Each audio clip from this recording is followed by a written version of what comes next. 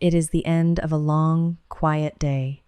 Your cat is curled on the arm of the couch, watching you the way they always do, and you reach down for that little head scratch you give them 100 times a day. And your cat leans away, just slightly. Then they tolerate it the way they always seem to tolerate it, and they hop down and pad off into the other room.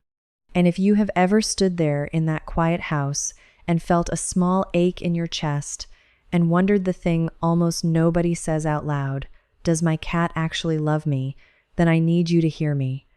That question does not make you a bad cat parent, it makes you a loving one. Here is the tender truth. You feed this cat. You clean their box. You buy the toys they ignore. You talk to them all day long. And still, some of the small, everyday things we do out of pure love are quietly chipping away at the trust our cats have in us. Not because we are cruel, because we were never taught to speak cat. We speak dog and we speak human, and our cats have been waiting patiently for us to learn their language instead.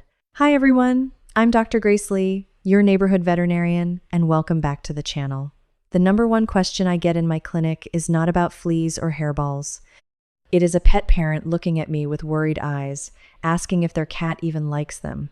And I have wonderful news. The science says yes. Researchers at Oregon State University found that about 2/3 of cats form a secure attachment to their owner, the very same kind of bond a baby forms with a parent. Your cat can absolutely love you. The only real question is whether the way you are showing that love is landing the way you mean it, or quietly saying the opposite. We are taught that cats are cold, aloof loners who do not need us, but as a holistic-leaning vet, I promise you that is a myth. Today, I am going to walk you through the everyday things that gently break your cat's heart and exactly what to do instead. And stay with me to the end, because I am going to give you the one small thing you can do tonight that says, I love you in your cat's own language. So grab a notebook and please drop the guilt at the door. You have been loving them the whole time. We are just going to aim it a little better. Let's start with something sitting on your floor right now, the water bowl. You keep it full, so you assume it is fine. Maybe there is a little fur floating in it, but your cat would drink from a puddle in the wild, so what is the harm? Here is the harm. Your cat descends from desert animals with a naturally weak thirst drive, which means they are already prone to not drinking enough, and they are exquisitely picky about water. Stale water that has sat out all day, or a deep, narrow bowl that presses against their face and whiskers while they drink, quietly tells your cat, do not bother. Now, some people online will call this whisker fatigue and treat it like a disease. Honestly, that is not a proven medical condition, so I will not sell it to you as one. But what we do know is that many cats simply prefer a wide, shallow bowl, and there is zero downside to giving them one. So here is the fix. Fill a wide, shallow bowl with fresh water every single day, ideally stainless steel or ceramic rather than plastic, because scratched plastic can hold bacteria and even contribute to those little chin breakouts we call feline acne. Set that water away from their food and far from the litter box, because nobody wants to drink next to the toilet. A little water fountain works beautifully too, since cats love moving water. And why does this matter so much for an older cat? Because a senior who drinks too little puts silent strain on their kidneys, and kidney trouble is the number one thing that steals years from our senior cats. One quick warning. If your cat suddenly starts drinking much more than usual, that is not them being good. It can be an early sign of kidney disease or a thyroid problem, so please have your vet take a look. The next one is done by loving, well-meaning pet parents every single day, and it does more quiet damage than almost anything else. Punishment. Your cat scratches the couch or hops onto the counter, and you grab the spray bottle and give them a squirt, or you clap and shout. It feels harmless, even fair. But here is what your cat actually experiences. Cats cannot connect a punishment to something they did even a few seconds ago. They simply do not make that link the way a person does. So your cat does not learn, do not scratch the couch. Your cat learns something far sadder. They learn that you, their safe person, sometimes turn scary and unpredictable for reasons they cannot understand. Cornell's feline experts are clear on this. Punishment does not fix behavior. It just raises fear and anxiety, and it can make everything worse. So here is the fix. Never punish a cat. Instead, remove the temptation and redirect. If they scratch the couch, stand an appealing scratcher right next to it. If they jump the counter, clear away the food that is luring them up and give them a perch of their own. Then reward the behavior you do want. That is how a cat learns, through trust, not fear. And a gentle but important warning. If your cat suddenly starts doing something new and unwanted, going outside the litter box, or getting snippy when they were always sweet, that is very often not misbehavior at all. It is pain or illness talking, and it deserves a vet visit, not a scolding. Now, let's talk about your hands, because this one surprises a lot of people, especially anyone who grew up with dogs. Many of us pet a cat the way we would pet a dog, with firm, hearty strokes, thinking we are giving them a good rub down. But a cat is not a small dog. Their bodies are lighter and more delicate, built for climbing and leaping, and their skin carries a far higher density of nerve endings than a dog's. So, a pressure a Labrador would lean into can actually be uncomfortable, even painful, for a cat. And here is the part that matters most for our older cats. A senior cat very often has sore, stiff, arthritic joints hiding under that fur, and because cats are masters at concealing pain, you may have no idea. So when you press too hard, or run your hand down their spine and hips, you are not only overwhelming them, you may be pressing on something that genuinely hurts. That is why a cat will purr and lean in, and then suddenly whip around and nip you. They are not being nasty, you simply cross their comfort line. So here is the fix. Keep your strokes light and slow, and stay with the places cats truly love to be touched: the cheeks, the chin, and the top of the head. Pause every few seconds and let them ask for more. And learn their stop sign. A twitching, flicking tail, skin rippling along the back, ears rotating backward, those all mean stop now, before the love turns into a bite. One warning. If a cat who always adored being petted suddenly starts flinching from your touch, please do not take it personally. That flinch is very often pain, and it is worth a call to your vet. Here is one that is almost impossible to resist, and I understand completely because I feel the pull too. Your cat is curled into a perfect little ball, fast asleep, and something in your chest just needs to scoop them up and hold them. Please, hold on. Cats sleep 12 to 16 hours a day, in dozens of short bursts, and when they sink into deep sleep, that is the most defenseless they ever are. Lift a sleeping cat out of that, and their heart rate spikes in a jolt of fear before they even know what is happening.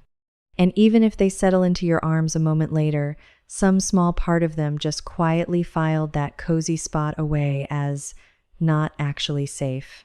Do that enough times, and you will notice your cat moving their naps somewhere higher and harder to reach, the top of the closet, the back of a shelf, away from you. And for those of us who are retired or home most of the day, this is so easy to do a dozen times without thinking. So here is the fix, and it is the easiest one on this whole list. When your cat is truly asleep, you do nothing at all. You admire them, you smile, and you let them rest. Give them one quiet, cozy, undisturbed place that is theirs, and honor it. That respect is its own kind of love letter, one real warning in the other direction. If your cat suddenly starts sleeping far more than usual or hiding away for long stretches, that is not this habit, and it is not shyness. A change like that can mean your cat is sick or in pain, and it is worth a prompt vet visit. Now I have to shift gears, because the next one is not just a matter of hurt feelings. This one can actually harm your cat's body. I am talking about essential oils, and those little diffusers so many of us now run in our homes. We love them. A calming lavender, a fresh eucalyptus, a bit of tea tree. It makes the house feel clean and cozy. But here is the truth almost no one tells you. Cats are missing a key liver enzyme that humans and dogs rely on to safely break down many of the compounds in essential oils. So those oils do not clear a cat's system the way they clear ours. They build up. And it is not only about a cat licking or touching the oil. Oils misted into the air by a diffuser can be inhaled and absorbed, and in a cat that can lead to drooling, wobbly walking, trouble breathing, liver damage, and in serious cases, it can be fatal. Some of the most common offenders are tea tree, peppermint, citrus, eucalyptus, pine, and wintergreen. So here is the fix, and it is simple. In a home with a cat, do not run essential oil diffusers, plug-in warmers, or scented sprays, and keep the oils themselves stored well out of reach.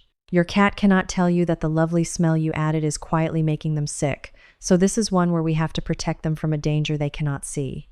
And if you think your cat has already been exposed and they seem drooly, unsteady, or just off, call your veterinarian or an animal poison control line right away.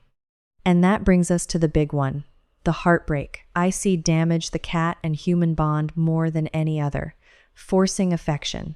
We love our cats so much that we want to hold them, cradle them like a baby, scoop them into a hug. And our cat squirms, stiffens, maybe lets out a low growl, and finally bolts the second we loosen our grip. Here is what is really happening. Cats are deeply independent, and they bond on their own terms.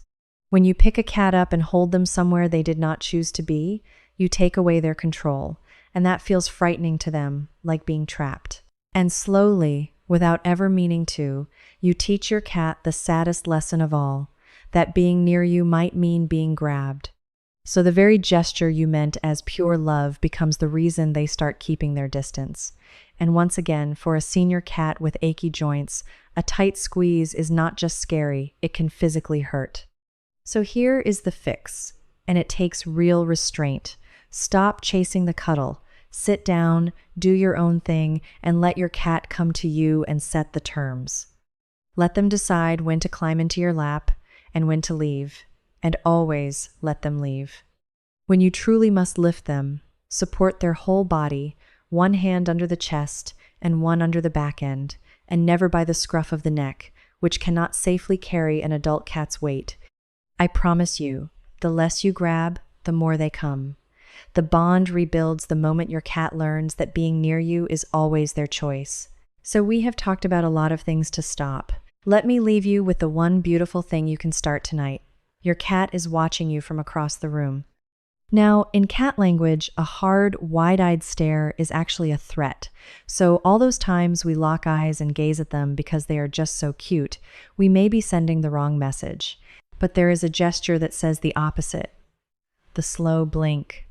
Researchers at the University of Sussex showed that when owners slowly blink at their cats, the cats are far more likely to slow blink right back and more likely to approach a person who offers it. It is a genuine signal of trust and affection, Cat 4.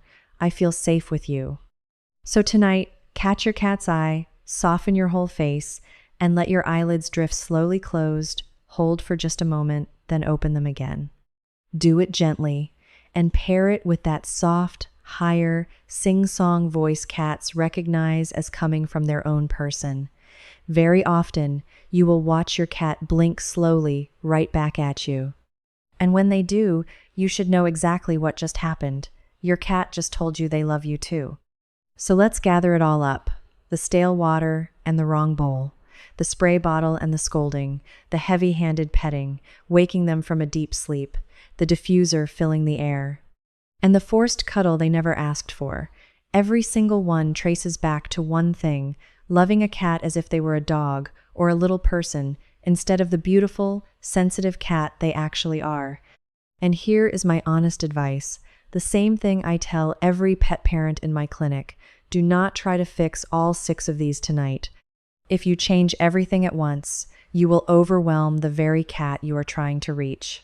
Pick one, maybe 2. Do them gently and consistently, and let your cat set the pace. Trust is rebuilt in tiny, quiet deposits, one day at a time. And if you have been getting some of these wrong for years, please do not carry 1 ounce of guilt out of this video. You were not failing your cat. You were loving them in human and loving them in dog, when all along they were simply waiting for you to love them in cat.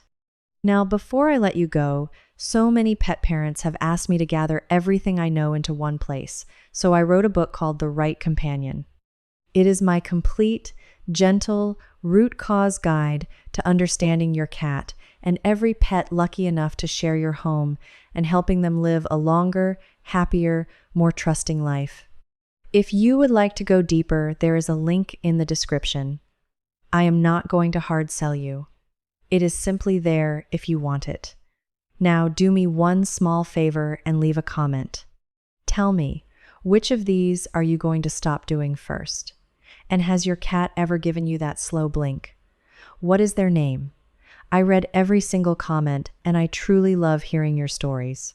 If this helped you see your cat a little differently today, please tap that like button because it tells the algorithm to carry this to more cat parents who want to love their cats the right way. And subscribe so you never miss the next one. Reach over and give your cat a soft head bump for me. Stay curious, stay patient with them, and I will see you all in the very next video.